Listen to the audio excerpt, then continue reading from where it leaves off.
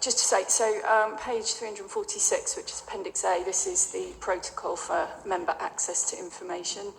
And there's a new paragraph in there, and I am very uncomfortable about the ending of that paragraph. It says, however, there will be instances where confidential and exempt documents cannot be provided to members, as this may result in legal proceedings against the CPCA if confidentiality is breached.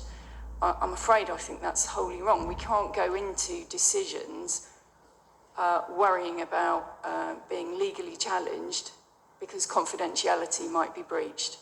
You know, all members of the authority who run the authority and make the decisions are held by the code of conduct. Everybody understands we are not to breach confidentiality.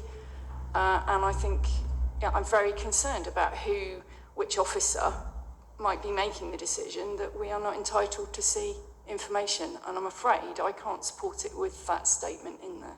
I'm very uncomfortable about it. This is where I think I need a monitoring officer. I don't know if, do you want to come back, Edwina? And then I'll come back to you after Edwina. Yeah, can we deal with this first, please?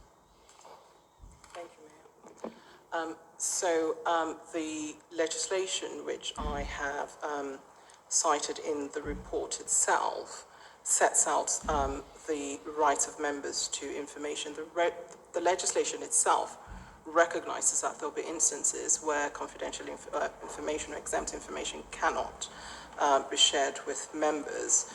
And this is why Overview and Scrutiny Committee have requested that I add the words to the effect that if information cannot be shared, then reasons should be given for why that information should not be shared. That is reflective of exactly the wording in the legislation itself. It's the Overview and Scrutiny Committee's Access to Information and Audit Committee's Order 2017. So there is, in accordance with the legislation and with our Constitution, instances where information cannot be shared with members. But as I stated in the amendments that I read out, that will be in exceptional circumstances. The default position is to be transparent with members and provide information to members. Thank you, Mayor. Chris, Councillor Bowden. Thank you, Mayor. I had the same concern that Councillor Bailey had, particularly with regard, I have to say, to the board itself. I'm not now talking about overview and scrutiny or any of the other committees or subcommittees mentioned here, but to the board itself. However, I have to admit that I could myself think of at least one case currently where it isn't appropriate for information to be given to members of the board, and no doubt there are others as well. So I can see that there can be exceptional cases where this applies. However, it seems to me that it's open to a great deal of both interpretation and potentially abuse.